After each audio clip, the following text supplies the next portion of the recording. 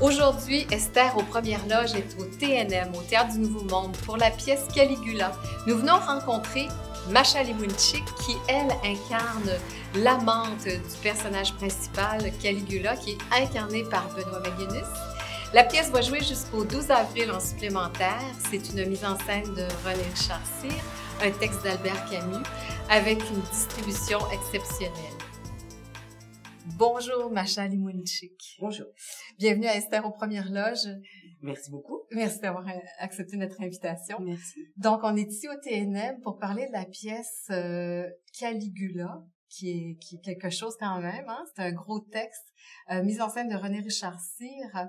Et vous incarnez l'amante du personnage principal, je pense. Oui, hein, c'est ça? Oui, sa vieille amante. Sa vieille amante, oui, Césania. Oui, hein? oui Césania. Donc, ce personnage-là, dans l'histoire, si on fait un court résumé de la pièce, Caligula, donc c'est un empereur du début de, juste après la mort de Jésus-Christ, là, je pense que c'est 12 à 48, quelque chose comme ça. Je me souviens pas des dates. OK. Puis, qui a régné, mais qui était vraiment un despote, puis on se demande même s'il a été schizophrène ou malade, parce que sa façon de régner était particulière. Vous voulez nous en parler? Ben nous on joue pas l'histoire antique, hein. Okay. C'est écrit par Camus. Alors c'est le Caligula de Albert Camus. Ouais.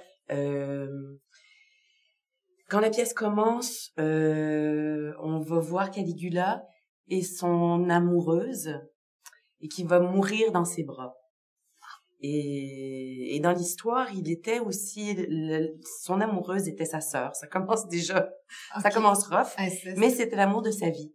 Et dans la pièce d'Albert Camus, c'est le moment où tout va changer en fait. Cet amour-là perdu va le transformer, et on va assister à cette transformation. Oh, wow. C'est très intéressant. Et c'est Benoît McGinnis qui assume le rôle de Caligula. Oui. Mais son amante, qui est vous, oui. Je me disais, parce que Caligula, il a fait vraiment toutes sortes d'actes sadiques dans sa vie. Oui, mais surtout pas envers le peuple, paraît-il. Envers le peuple. Et dans la pièce non plus, on voit pas le peuple. D'accord. C'est vraiment les sénateurs, c'est les dirigeants, la classe politique, qu'il méprise à un point tel qu'il va devenir un tyran. Avec eux. Avec eux. Donc, est-ce que son amante participe à ces crimes-là? Ouais. Oui? On la voit pas, je ne crois pas qu'elle étrangle personne. Non. Elle assiste à tout ça. Mais est-ce qu'elle y pense? Est-ce qu'elle est formante? Est-ce que... Non, pas du tout. On va pas là dans la pièce. Elle l'accompagne, en fait. C'est une grande amoureuse. C'est une pièce aussi excessivement romantique. Ah oui? Twisted, comme on dit, romantique dans la fougue du personnage, dans les sentiments amoureux, dans les sentiments de perte, dans les sentiments de désespoir. Et donc, mon personnage aime Caligula. C'est à la fois la maman et la putain. Elle va l'accompagner jusqu'à sa mort. Jusqu'à sa mort. Oui, elle va lui être fidèle. Donc, la pièce parle de tous les crimes qu'il a fait, sa façon de régner. C'est vraiment une pièce sur les... Okay. Oui, on va voir sa tyrannie, on va voir... mais c'est une pièce de mots, c'est une pièce d'idées, c'est une pièce de langue. On a commencé à jouer déjà et les gens sont captivés vraiment par cette langue-là, par l'intelligence. Parce que quand la pièce commence,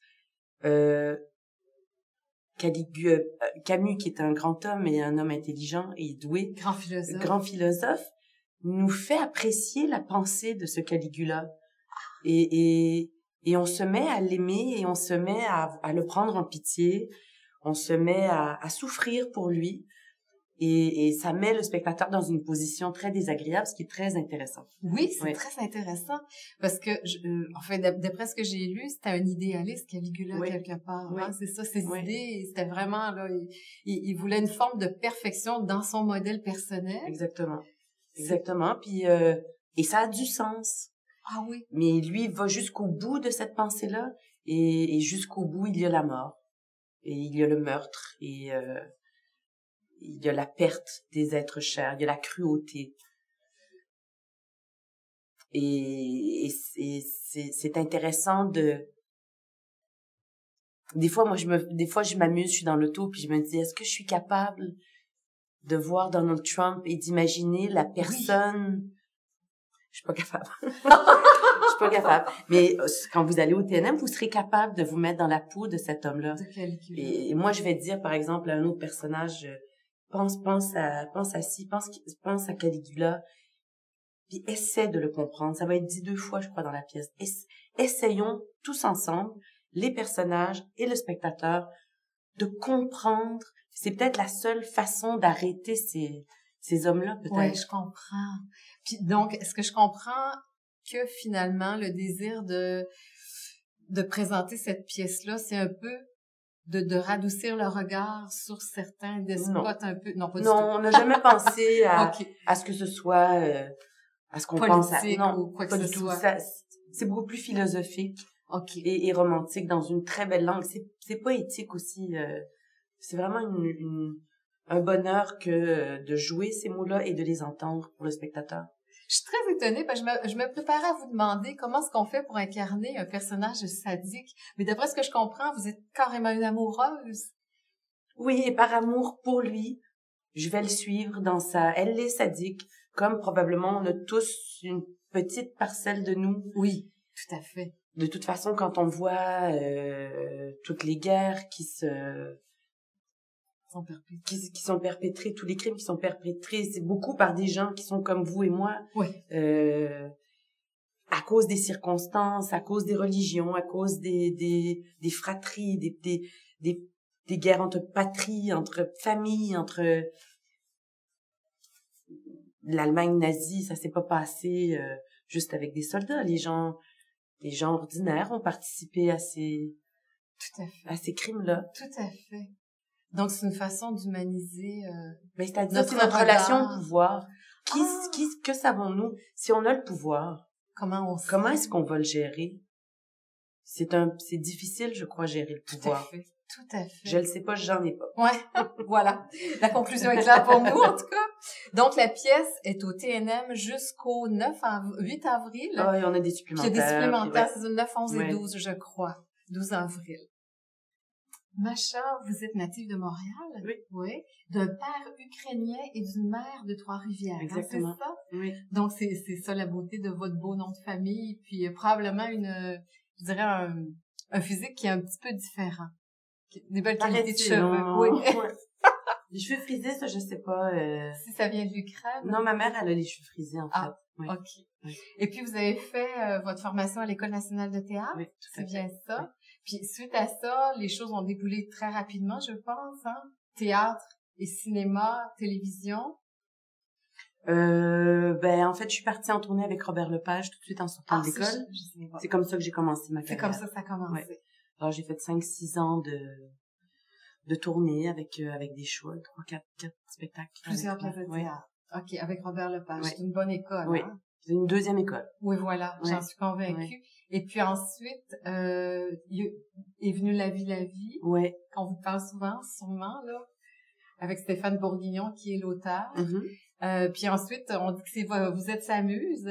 C'est ce qui est pas vrai. C'est pas vrai? Non, mais j'aime ça savoir.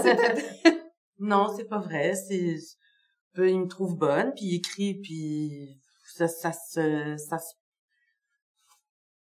s'est fait comme ça. Je crois que là, il écrit une autre idée. Je pense pas être dans ce projet-là. Ah, c'est vrai? Mais tu sais, il y en a pas fait tant, ça a donné comme ça. Oui, tout à fait. C'est ça. Puis d'ailleurs, vous avez joué dans Nouvelle Adresse il y a pas si longtemps, puis c'est pas de lui du tout. Oui. De toute façon, vous jouez sans lui. Mais je serais très contente de jouer toute ma vie pour lui. C'est vrai? Ben oui.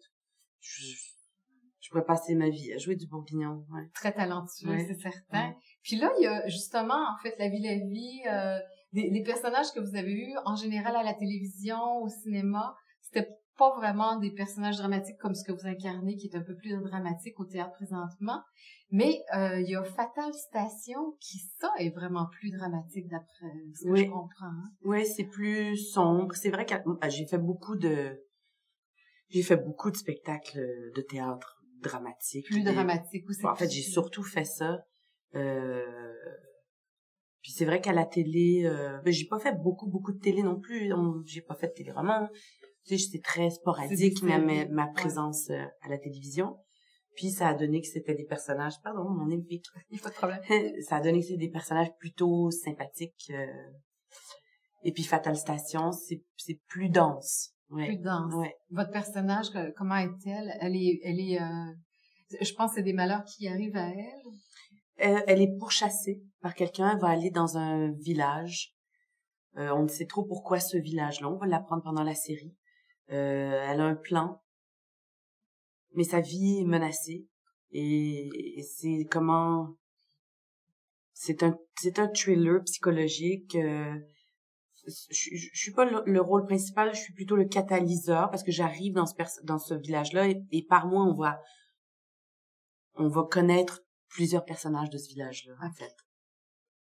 Bon, ben c'est tout. Merci beaucoup, merci Macha. beaucoup. Merci. Et on vous souhaite, enfin, beaucoup de production et surtout beaucoup de succès pour Caligula. Merci beaucoup.